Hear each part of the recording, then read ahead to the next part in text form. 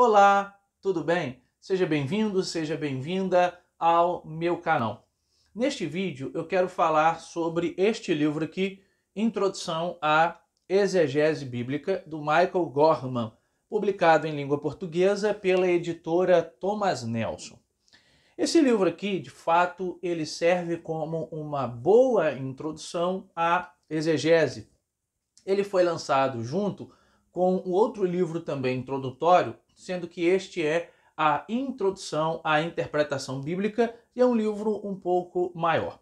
Esse livro aqui, ele traz uma capa dura, uma excelente diagramação e uma ótima divisão em partes, e também os capítulos são bem divididos de maneira didática.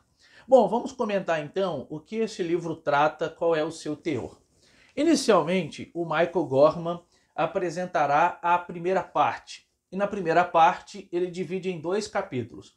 O primeiro capítulo, ele se propõe a falar sobre a tarefa da exegese bíblica. E aqui seria, dentro de um aspecto bem introdutório, nos informar o que é exegese, o propósito da exegese e assim por diante. Segunda parte, ou melhor, segundo capítulo dentro da primeira parte, ele fala a respeito do texto, já que o exegeta, quando ele está interpretando o texto, ele está interpretando um texto bíblico. Logo, é necessário que ele apresente de maneira preliminar algumas questões relacionadas ao texto. É interessante notar que o Gorman parte da ideia de que você não precisa saber grego e hebraico para fazer uma boa exegese da Bíblia. Embora ele seja consciente de que se você souber o grego e hebraico, a sua exegese será um tanto mais aprofundada. No entanto, ele acredita que se você observar alguns passos necessários na interpretação do texto, você consegue, mesmo não sabendo grego e hebraico, fazer uma boa exegese. Na segunda parte, ele vai dividir a tarefa exegética no que ele chama de elementos. Então, o primeiro elemento para ele seria o que ele chama de pesquisa. Seria aquela proposta inicial em que o estudante se debruça na busca por pesquisar, fazer o levantamento do material, fazer o levantamento dos comentários, textos que vão ajudar esse estudante na tarefa da exegese.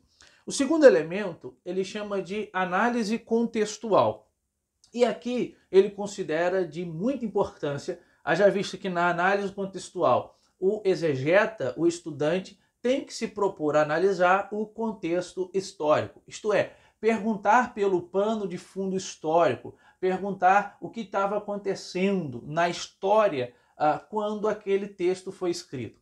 Deixa eu dar um exemplo prático aqui. Imagine uma carta de Paulo. Imagine que você encontre na carta de Paulo, como aparece em 1 Coríntios 11, a questão a respeito do véu, em que Paulo diz que a mulher deve usar o véu no culto público. Bem, como que eu aplico e entendo esse texto a partir do meu contexto hoje? Para que eu entenda ele, é necessário que eu me pergunte qual era a finalidade, a funcionalidade do véu no momento em que Paulo escreveu aquele texto para a igreja de Corinto. Isso sim é fazer uma análise contextual, é se preocupar com o contexto. Ele também acreditará que é necessário a gente se preocupar com o contexto literário. O contexto literário é aquele tipo de contexto que considera aquilo que veio antes no texto e aquilo que veio depois no texto. Então, o contexto literário é aquilo que considera o texto como ele está, tá? Bom, em terceiro lugar, ele considera também que é necessário fazer uma análise canônica do texto. Ou seja, é necessário você perceber como que esse texto se encaixa dentro da Bíblia como um todo. Isto é, se encaixa dentro da Bíblia, dentro da sua totalidade, dentro do cânon bíblico. Aqui eu poderia dar um exemplo à luz de exemplificação. Imagine que você está falando sobre a aliança e você está se perguntando, tentando compreender o que é a aliança. Logo, seria importante você analisar o conceito da aliança não apenas no Novo Testamento, mas seria importante você analisar o contexto da aliança também no Antigo Testamento. Então isso seria uma análise de contexto canônico do texto. Bem, então ele propõe aqui o que ele chama de terceiro elemento. Nesse terceiro elemento nós temos a análise formal. A análise formal, ela se preocupa com a forma do texto, ou seja, com a forma da perícope. O que é a perícope? É uma porção que nós selecionamos para estudar. É uma porção que fala a respeito do mesmo assunto. Então, a perícope obrigatoriamente vai ter um começo e também um fim. Ele diz também que nesse terceiro elemento é necessário observar a estrutura, detalhar o texto dentro da sua estruturação. E, por fim, analisar o texto dentro do seu movimento. Esse movimento aqui seria como que as partes da estrutura elas estão interligadas. O quarto elemento ele chama de análise detalhada do texto. Seria pegar a estrutura e agora detalhar. Se neste passo a pessoa tem conhecimento do texto original, seria agora nessa análise detalhada que ela iria fazer a análise das palavras a partir do texto original, isto é, o grego ou o hebraico. O quinto elemento ele chama de síntese, ou seja, resumo. É quando você já fez todos os elementos anteriores e agora você faz uma espécie de um resumo geral daquilo que você identificou, daquilo que você percebeu. O sexto elemento ele chama de interpretação teológica, o texto de hoje.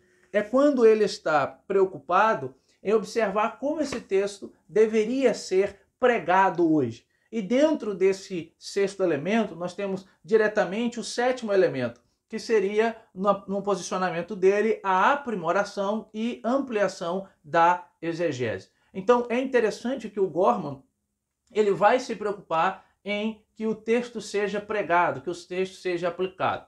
É também interessante que o Gorman vai tomar uma proposta de interpretação sincrônica. Embora aqui ou ali é necessário que faça uma análise diacrônica, mas ele vai dar ênfase a uma análise sincrônica, observar o texto como o texto está e não tanto a formação do texto. A terceira parte é uma parte de sugestões, onde ele se propõe a nos dar várias dicas e recursos na hora da interpretação. Então, na terceira parte, no capítulo 10, você tem a exegese e o exegeta, em que ele propõe erros a evitar e descobertas a fazer. O que o leitor deve evitar? Quais são as descobertas que se espera de uma interpretação bíblica? Ele também vai apresentar uma série de recursos para a exegese. Essa parte aqui eu acho que não ficou tão boa, não porque ele não faça isso com excelência, mas para nós leitores de língua portuguesa ficou um pouquinho devendo, porque ele vai citar vários textos em inglês, né? E vários desses textos não chegaram em língua portuguesa. Talvez poderia haver aqui uma maneira de citar também obras em português para ajudar o leitor que às vezes não sabe o inglês, né? Bem, ele apresenta também uma tabela com os métodos exegéticos, aqui seria o apêndice A, onde ele propõe 3 métodos exegéticos e 3 abordagens. Depois, no apêndice B, ele propõe as diretrizes para escrever um trabalho exegético. Depois, no apêndice C, ele cita 3 exemplos de exegese, e vale muito a pena observar esse apêndice C, porque ele vai citar 3 exemplos de alunos dele.